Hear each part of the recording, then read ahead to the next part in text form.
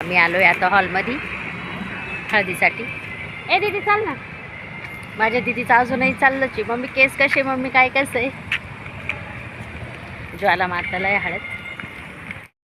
हाय नमस्कार, मी सोनाली. मी माझ्या नवीन यूट्यूब चॅनलमध्ये तुमच्या सगळ्यांचं खूप खूप मनापासून स्वागत करते. आजचा दिवस तुम्हाला खूप छान जावं हीच देवाचरणी प्रार्थना. हा आहे हळदीचा पार्ट 2. तर आमचे सकाळचं सगळं कामावरून आम्ही हॉलमध्ये आलेलो होतो आणि हॉलमध्ये आल्यानंतर तिची हॉलमध्ये हळद असल्यामुळे हॉलमध्ये सगळ्यांनी दुपारी घरातलं आवरलं सावरल्यावरती आलो. तर तिथं आल्यावरती सगळ्यांनी पाणी वगैरे काढलं. आम्ही सगळ्यांची बहिणींचं फोटोशूट वगैरे चाललेलं होतं नवरीसोबत पण. तर मग लॉन्समध्ये आल्यावरती तिथे म्हणजे ते फोटोग्राफर जे होते ते आम्हाला सगळं काय करायचं काय नाही ते सांगतच होते. तर हे जे तांबे ठेवलेले आहेत तर ते आधी सुतून घ्यायचे असतात. ते दोऱ्याने आम्ही सुतून घेतले आधी. ते जे 5 तांबे ठेवलेले आणि पाणी पण त्यांनी म्हणजे पाण्याने भरून ठेवलेले लागतात ते. आणि त्यानंतर मग नवरीला तिथं आम्हाला आंघोळ घालायची होती. तर मग ते घंगाळ्यामध्ये आम्ही पाणी वगैरे आधीच ओतून ठेवलेलं होतं आणि तांबे वगैरे सुतून ठेवले होते तिथे.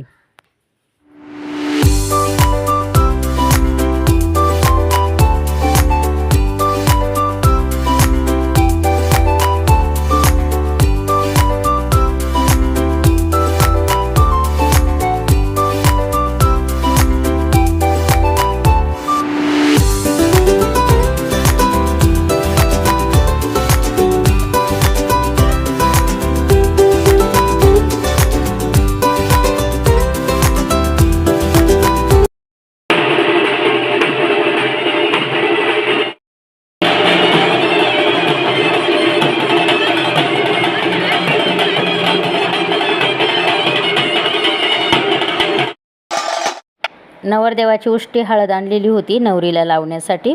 वाजत गाजत ते घेऊन आले होते आणि मग आम्ही ती नवरीला लावणार होतो.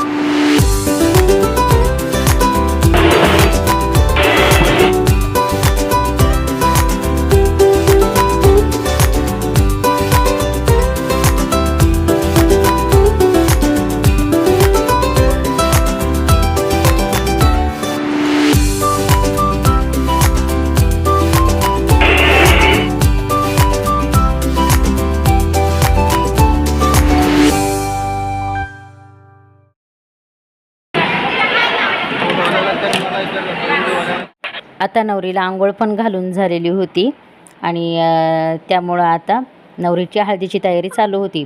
तर तांबे वगैरे सुतून झाल्यानंतर ज्याच्या नावाने हळद निघते त्या बाया सर्व नवरीला हळद लावत होत्या. तर त्यावेळेस नवरीची आत्या पण नवरीला हळद लावत होती. खूप रडत होती नवरी त्यावेळेस. तिला बघून म्हणजे सगळ्यांच्या डोळ्यामध्ये पाणी आलं. म्हणजे जेव्हाही कधी नवरीला हळद लागली जाते ना त्यावेळेस आईच्या, भावाच्या, बहिणीच्या डोळ्यामध्ये खूप पाणी येत असतं. ही तिची आई तिला हळद लावते ना त्यावेळेस तो क्षण म्हणजे तिने सगळ्यांना रडवलं.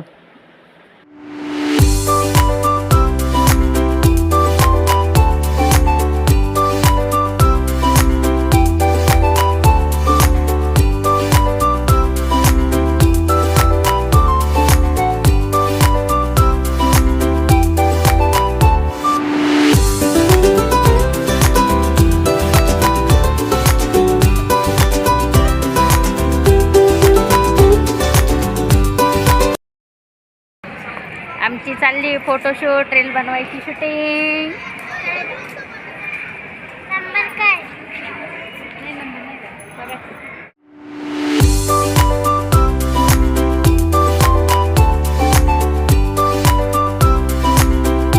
आम्ही हळदीवरून घरी आलो होतो आणि स्वयंपाकाची तयारी पण चालू होती. आणि मी माझ्या आता व्हिडिओची इथंच एंडिंग करते. जर तुम्हाला माझा व्हिडिओ आवडला तर नक्कीच लाईक करा, शेअर करा आणि सबस्क्राईब करायला विसरू नका. Bye, good night.